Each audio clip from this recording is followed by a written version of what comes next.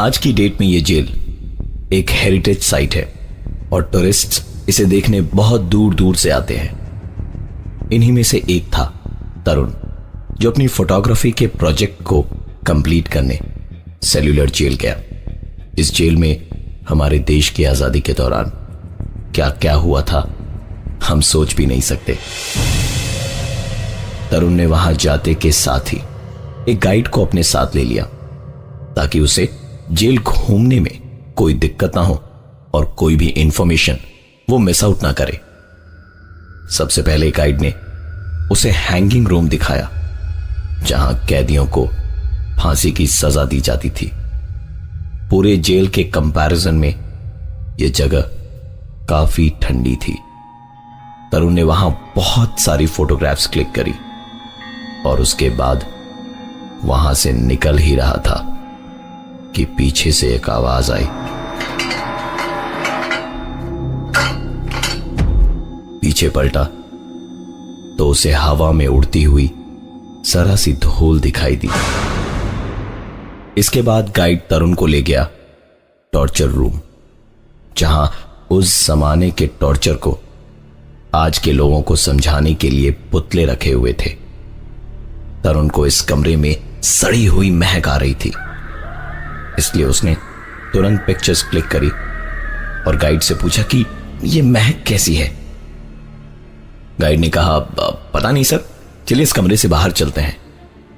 जैसे ही उन्होंने कमरे से बाहर कदम रखा, तरुण ने एक आवाज सुनी जो गाइड को सुनाई ही नहीं दी।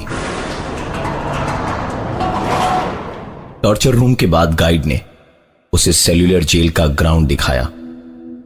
चिलचिलाती धूप में यह खाली मैदान रेगिस्तान जैसा बेजान लग रहा था और इसी सूखे हुए मैदान से तरुण को एक आवाज सुनाई दी, जो इस बार गाइड ने भी सुनी। यह आवाज ऐसी थी मानो कई लोगों को बेड़ियों में जकड़ कर रखा गया हो और वो मैदान में काम कर रहे हों। इस बार गाइड ने तरुण से कहा, सर, जिन आवाजों को हमेशा के लिए इस जेल ने दबा दिया वो कभी तो खुलकर सामने आएंगी ही ना। तरुण उसकी बात कुछ समझ नहीं पाया। सवाल पूछने के लिए उसने अपना मुंह खोला कि गाइड ने कहा, चलिए आपको कैदियों के कमरे में ले चलता हूं। यह कैदियों का कमरा एक काल कोठरी थी, जहां सिर्फ अंधेरा ही अंधेरा था और रोशनी और सांस लेने के लिए इस काल कोठरी की छत पर एक छोटा सा छेद बना हुआ था। यह कमरा भी फांसी वाले कमरे की तरह ठंडा था और यहां भी सुनाई दे रही थी एक आवाज, जैसे कोई दीवार को खुरच रहा हो। तरुण ने फ्लैश ऑन करके इस कमरे में भी फोटोग्राफ्स खींची और एक आखिरी तस्वीर के रूप में उसने उस गाइड के साथ अपनी एक सेल्फी खींची।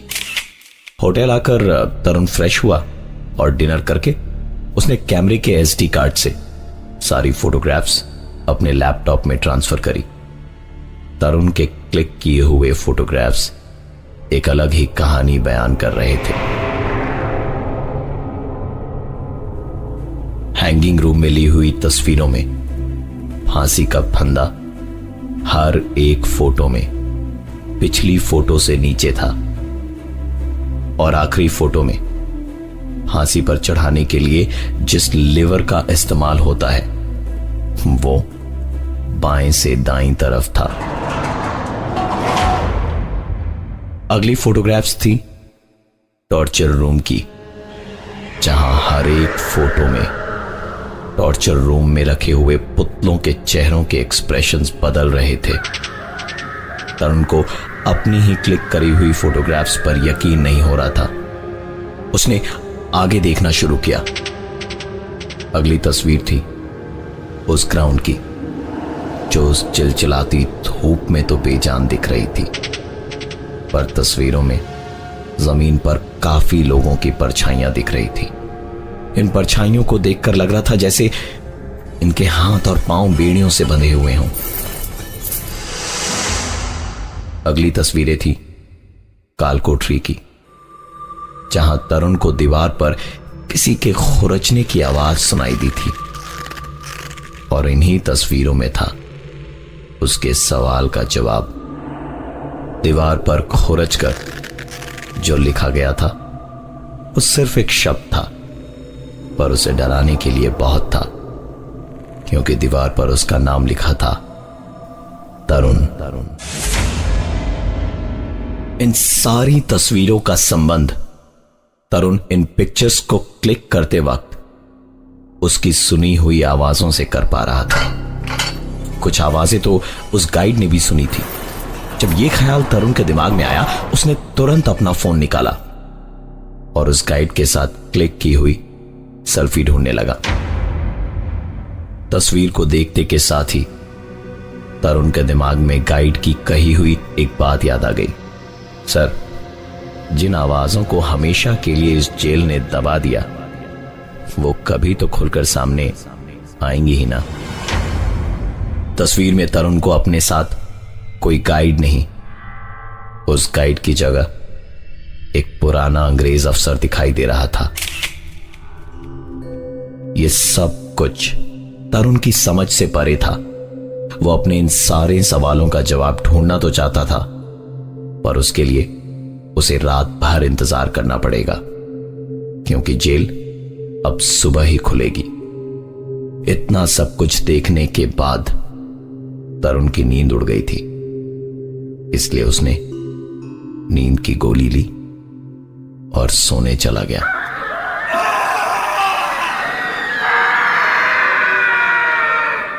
सुबह आंख खुली तो दोपहर के 1 बजे थे। अजीब सी जलन उसके पूरे शरीर में हो रही थी।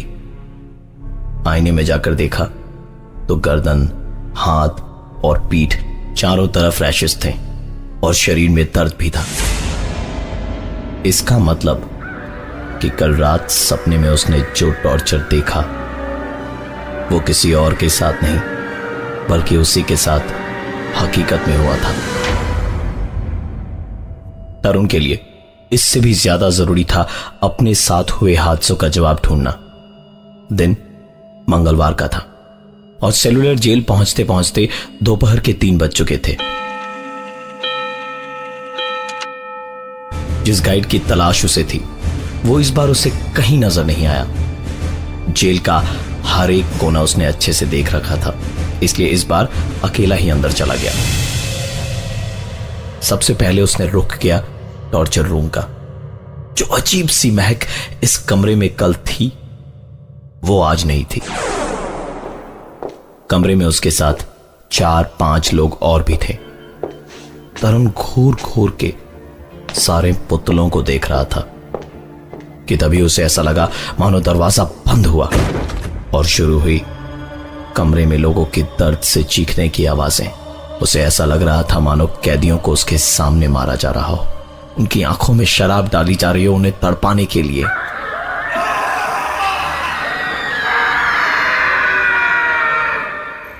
इस चीख से तरुण का ध्यान टूटा और उसने देखा कि कमरे का दरवाजा खुला है और लोग उसे घूर रहे हैं। तरुण जैसे ही कमरे से बाहर निकलकर कॉरिडोर की ओर आगे बढ़ा कि उसने फिर से एक जानी पहचानी आवाज सुनी।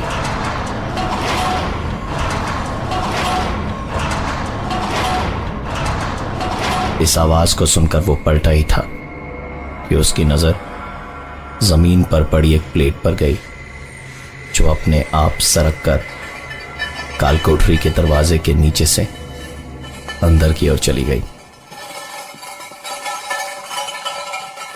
तरुण ने तुरंत अपने मोबाइल के टॉर्च को चलाया और दरवाजे के नीचे से अंदर की ओर झांकने लगा।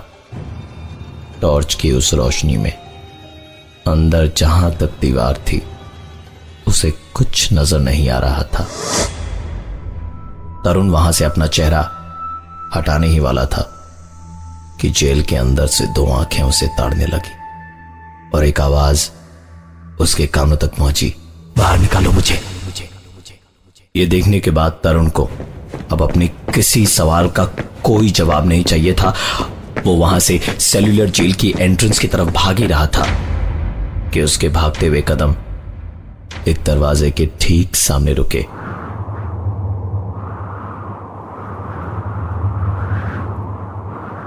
इस वक्त तरुण हैंगिंग रूम के ठीक बाहर खड़ा था और तेज हवा के साथ किसी के जमीन पर गिरने की आवाज आई।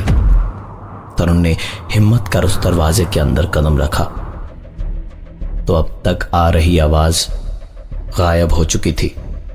तरुण ने जैसे ही कमरे से बाहर कदम रखा, वो आवाज फिर से शुरू हुई और इस बार उसने कमरे के अंदर वापस कदम रखा तो आवाजें बहुत जोर पकड़ चुकी थी। इन्हीं आवाजों के बीच एक आवाज और हुई। ऐसा लगा जैसे उसके पैरों के ठीक सामने कोई गिरा हो। उस जगह पर 1 मिनट भी खड़ा रह पाना मुश्किल था तरुण के लिए। वो पलटा और चील की गेट की तरफ उसने भागना शुरू किया। इस बीच सारी आवाजों ने जोर पकड़ लिया था, लेकिन इस बार तरुण रुका नहीं और सीधा जेल के बाहर उसके मेन गेट पर आ गया। तरुण की सांसें फूल रही थी और उसी हालत में उसकी नजर वहां के एक बोर्ड पर गई जिधर लिखा था कि यह जेल विजिटर्स के लिए सोमवार को बंद रहती है। अगर यह सच है तो कल वो इस जेल के अंदर कैसे पहुंचा था। उसने तुरंत अपना लैपटॉप ऑन किया और मंडे की सारी फोटोग्राफ्स चेक करी तो फाइल तो मौजूद थी, पर सारी फाइल्स करप्ट थीं। तरुण के पास अगर कुछ था तो उन सारी हादसों की यादें और उस गाइड की कही हुई एक बात। सर, जिन आवाजों को हमेशा के लिए इस जेल ने दबा दिया वो कभी तो खुलकर सामने आएंगी ही ना।